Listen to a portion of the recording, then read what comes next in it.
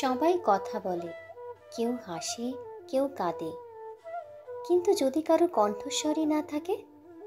এই গল্প এক নীরব মেয়ে শুভার, যার অনুভূতি প্রকাশের একমাত্র মাধ্যম তার চোখ, তার ভালোবাসা। সমাজ তাকে অবহেলা করেছে, কিন্তু প্রকৃতি ছিল তার একমাত্র বন্ধু। আজ শুনুন রবীন্দ্রনাথ ঠাকুরের হৃদয়স্পর্শী গল্প শুভা, এক নীরব প্রেম, বেদনা আর জীবনের গল্প। চলুন শুরু করা যাক।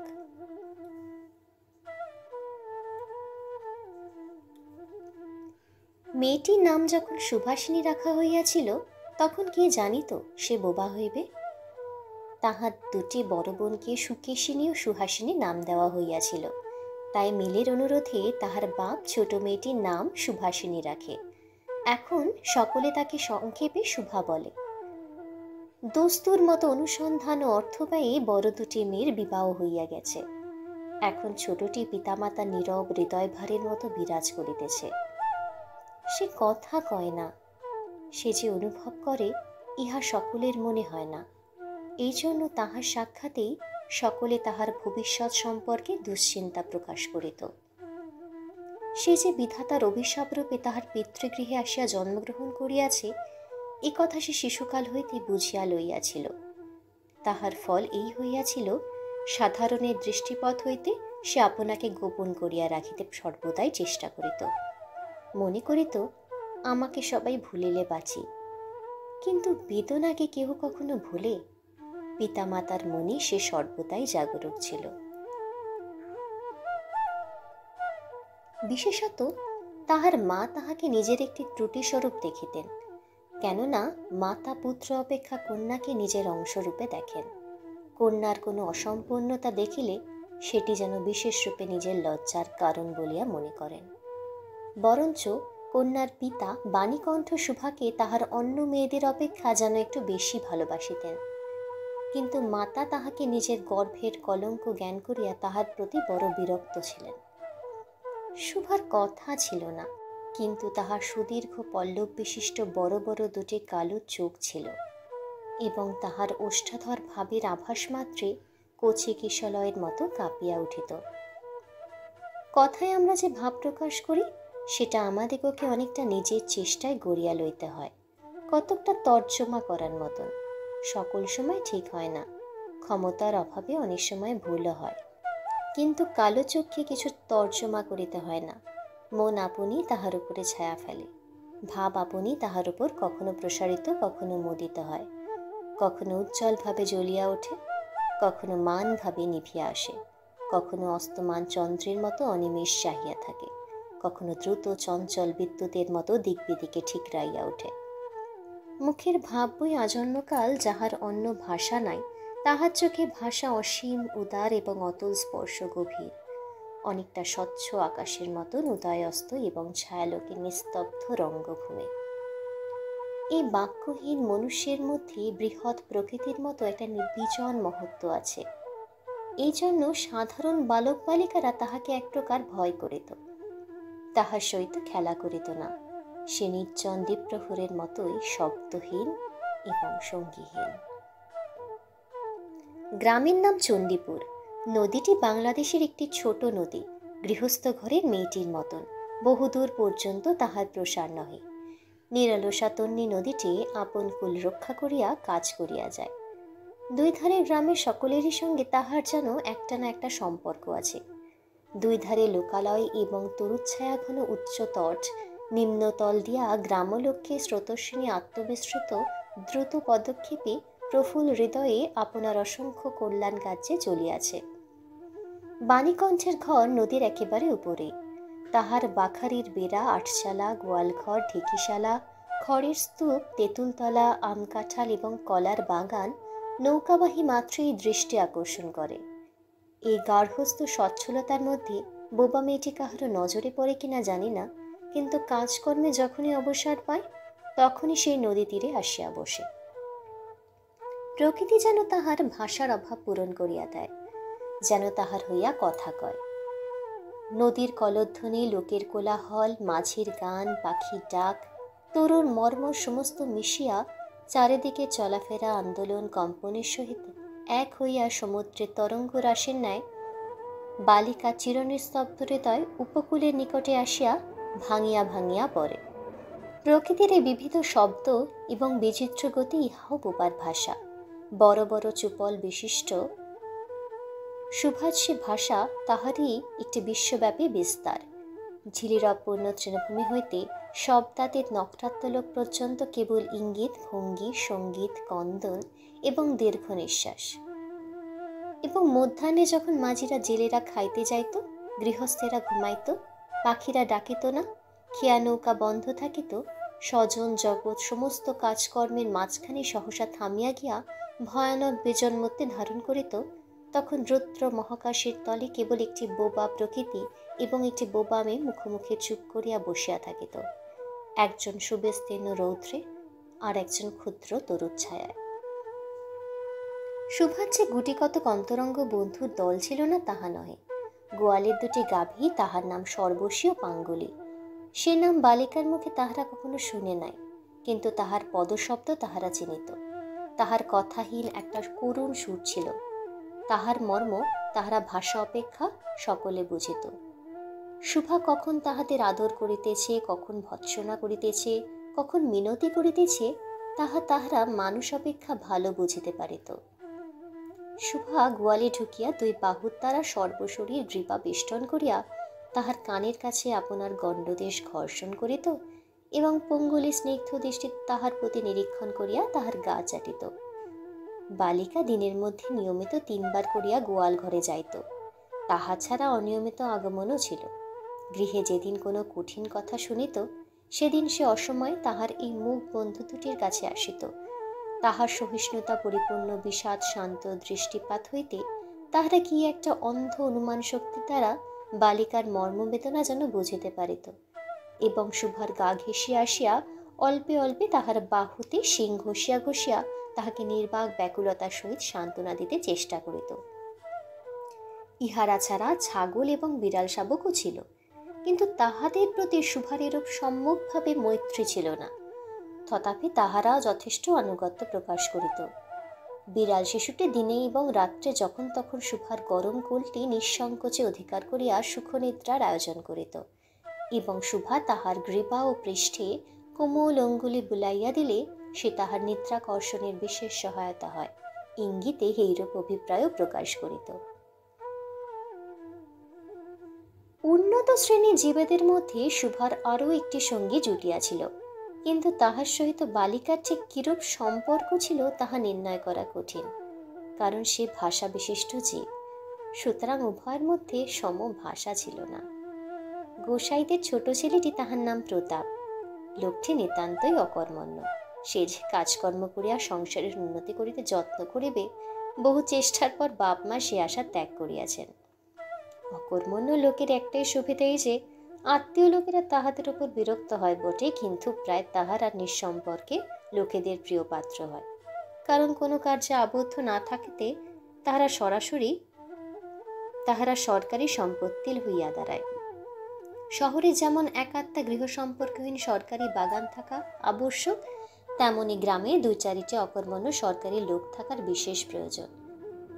কাজে কর্মে আমোদে অবসরে যেখানে একটা লোক কম পড়ে, সেখানেই তাহাদিগকে হাতের কাছে পাওয়া যায়। প্রতাপের প্রধান শখ ছিল ছিপ ফেলিয়া মাছ ধরা। ইহাতে অনেকটা সময় সহজে কাটানো যায়। অপরাহ্নে নদী তীরে ইহাকে প্রায়ই এই কাজে নিযুক্ত হইতে দেখা যাইত এবং এই উপলে শুভার সহিত তাহার প্রায় সাক্ষাৎ হইত। যে কোনো কাজে নিযুক্ত থাক, একটা সঙ্গী পাইলে প্রতাপ থাকে ভালো। মাছ ধরার সময় বাক্যহীন সঙ্গী সর্বাপেক্ষা শ্রেষ্ঠ। এই জন্য প্রতাপ শুভার মর্যাদা বুঝিত। এই জন্য সকলে শুভাকে শুভা বলিত। প্রতাপ আর একটু অতিরিক্ত আদর সংযোগ করিয়া শুভাকে সু বলিয়া ডাকিত। শুভা তেঁতুল তলায় বসিয়া থাকিত এবং প্রতাপ অনতি দূরে ছিপ ফেলিয়া জলের মধ্যে চাহিয়া থাকিত। শুভা তেঁতুল তলায় বসিয়া থাকিত এবং প্রতাপ অনতি দূরে ছিপ ফেলিয়া জলের দিকে চাহিয়া থাকিত। প্রতাপের একটি করিয়া পান বরাদ্দ ছিল। শুভা তাহা নিজে সাজিয়া আনিত এবং বোধ করি অনেকক্ষণ বসিয়া বসিয়া চাহিয়া চাহিয়া ইচ্ছা করিত প্রতাপের কোনো একটি বিশেষ সাহায্য করিতে। একটা কোনো কাজে লাগিতে, কোনো মতে জানাইয়া দিতে যে এই পৃথিবীতে সেও একজন কম প্রয়োজনীয় লোক নহে, কিন্তু কিছু করিবার ছিল না। তখন সে মনে মনে বিধাতার কাছে অলৌকিক ক্ষমতা প্রার্থনা করিত। মন্ত্র বলে সহসা এমন একটা আশ্চর্য কাণ্ড ঘটাইতে ইচ্ছা করিত, যাহা দেখিয়া প্রতাপ আশ্চর্য হইয়া যাইত। বলিত, তাই তো, আমাদের শুভির যে এত ক্ষমতা তাহা তো জানিতাম না। মনে করো শুভা যদি জলকুমারী হইত, আস্তে আস্তে জল হইয়া উঠিয়া একটা সাপের মাথার মণি ঘাটে লখিয়া যাইত।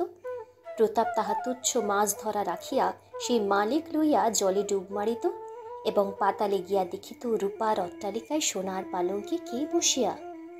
আমাদের বাণীকণ্ঠের ঘরে সেই বোবামে সু, আমাদের সু সেই মণিদীপ্ত গভীর নিস্তব্ধ পাতালপুরীর একমাত্র রাজকন্যা। তাহা কি হইতে পারিত না? তাহা কি এতই অসম্ভব? আসলে কিছুই অসম্ভব নহে, কিন্তু তবুও সুপ্রজাশূন্য পাতালের রাজবংশে না জন্মাইয়া বাণীকণ্ঠের ঘরে আসিয়া জন্মিয়াছে এবং গোসাইদের ছেলে প্রতাপকে কিছুতেই আশ্চর্য করিতে পারিতেছে না। শুভার বয়স ক্রমেই বাড়িয়া উঠিতেছে। ক্রমে সে যেন আপনাকে আপনি অনুভব করিতে পারিতেছে, যেন কোনো একটা পূর্ণিমা তিথিতে কোনো একটা সমুদ্র হইতে একটা জোয়ারের স্রোত আসিয়া তাহার অন্তরাত্মাকে এক নূতন অনির্বচনীয় চেতনা শক্তিতে পরিপূর্ণ করিয়া তুলিতেছে। সে আপনাকে আপনি দেখিতেছে, ভাবিতেছে, প্রশ্ন করিতেছে এবং বুঝিতে পারিতেছে না। গভীর পূর্ণিমা রাত্রে সে একদিন ধীরে শয়নগৃহের দ্বার খুলিয়া ভয়ে ভয়ে মুখ বাড়াইয়া বাইরের দিকে চাহিয়া দেখে। পূর্ণিমা প্রকৃতিও শুভার মতো একাকিনী সুপ্ত জগতের ওপর জাগিয়া বসিয়া যৌবনের রহস্যে পলকে বিষাদে অসীম নির্জনতায় একেবারে সেই সীমা পর্যন্ত এমনকি তাহা অতিক্রম করিয়াও থমথম করিতেছে, একটা কথাও কহিতে পারিতেছে না। এই নিঃশব্দ ব্যাকুল প্রকৃতির প্রান্তে একটি নিস্তব্ধ ব্যাকুল বালিকা দাঁড়াইয়া। এদিকে কন্যা ভারগ্রস্ত পিতামাতা চিন্তিত হইয়া উঠিয়াছেন, লোকে নিন্দাও আরম্ভ করিয়াছে, এমনকি এক ঘরে করিবে এমন জনরব শোনা যায়। বাণীকণ্ঠের সচ্ছল অবস্থা, দুবেলাই মাছ ভাত খায়, এই জন্য তাহার শত্রুও ছিল। স্ত্রী পুরুষে বিস্তর পরামর্শ হইল। কিছুদিনের মতো বাড়ি বিদেশে গেল, অবশেষে ফিরিয়া আসিয়া কহিল, চলো কলিকাতায় চলো। বিদেশ যাত্রা উদ্যোগ হইতে লাগিল। কুয়াশা ঢাকা প্রভাতের মতো শুভার সমস্ত হৃদয় অশ্রুবাষ্পে একেবারেই ভরিয়া গেল। একটা অনির্দিষ্ট আশঙ্কা বসে সে কিছুদিন হইতে ক্রমাগত নির্বাক জন্তুর মতো তাহার বাপ মায়ের সঙ্গে সঙ্গে ফিরিত। ডাগর চক্ষু মেলিয়া তাহাদের মুখের দিকে চাহিয়া কি একটা বুঝিতে চেষ্টা করিত, কিন্তু তাহারা কিছু বুঝাইয়া বলিতেন না। ইতিমধ্যে একদিন অপরাহ্নে জলে ছিপ ফেলিয়া প্রতাপ হাসিয়া কহিল, কিরে সু, তোর নাকি বর পাওয়া গেছে, তুই বিয়ে করতে যাচ্ছিস, দেখিস আমাদের ভুলিস নে, বলিয়া আবার মাছের দিকে মনোযোগ করিল। মর্মবিদ্ধ হরিণী ব্যাধের দিকে যেমন করিয়া তাকায়, নীরবে বলিতে থাকে, আমি তোমার কাছে কি দোষ করিয়াছিলাম। শুভা তেমনই করিয়া প্রতাপের দিকে চাহিল। সেদিন গাছের তলায় আর বসিল না। বাণীকণ্ঠ নিদ্রা হইতে উঠিয়া শয়নগৃহে তামাক খাইতেছিলেন। শুভা তাহার পায়ের কাছে বসিয়া তাহার মুখের দিকে চাহিয়া কাঁদিতে লাগিল। অবশেষে তাহাকে সান্ত্বনা দিতে গিয়া বাণীকণ্ঠের শুষ্ক কপলেও অশ্রু গড়াইয়া পড়িল। কাল কলিকাতায় যাইবার দিন স্থির হইয়াছে। শুভা গোয়াল ঘরে তাহার বাল্য সখীদের কাছে বিদায় লইতে গেল। তাহাদিগকে সহস্তে খাওয়াইয়া গলা ধরিয়া একবার দুই চোখে যত পারে কথা ভরিয়া তাহাদের মুখের দিকে চাহিল। দুই নেত্রপল্লব হইতে টপ টপ করিয়া অশ্রুজল গড়িতে লাগিল। সেদিন শুক্লা দ্বাদশীর রাত্রি।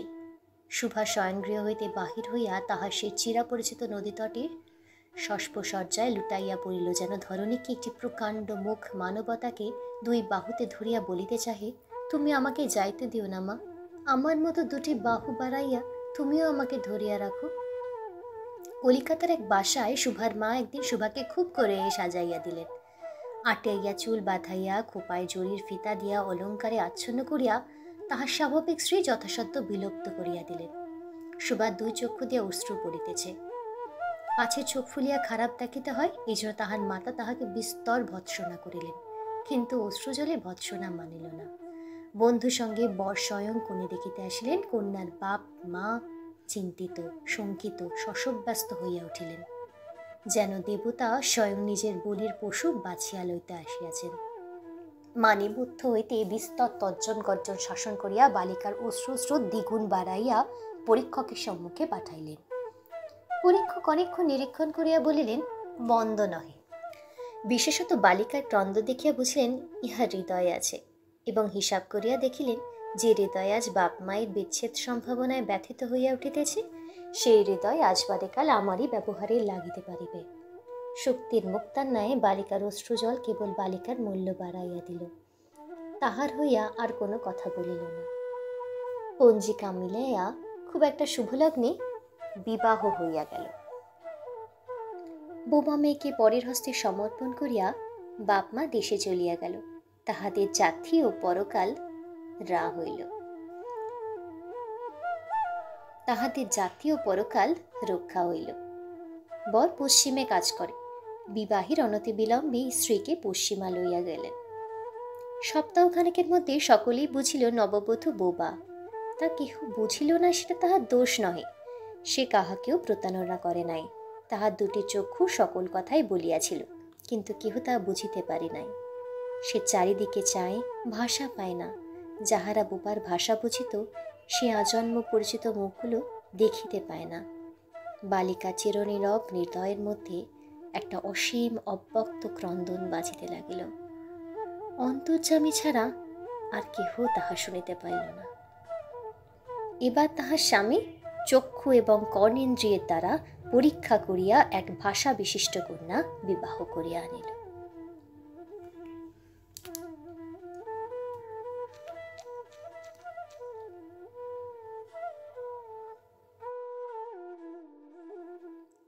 আপনারা শুনলেন শুভা, এক নীরব হৃদয়ের গল্প। যদি ভালো লেগে থাকে তাহলে লাইক ও কমেন্ট করুন। আরও গল্প শুনতে চাইলে চ্যানেলটি সাবস্ক্রাইব করতে ভুলবেন না। আবার দেখা হবে পরের গল্পে। ধন্যবাদ।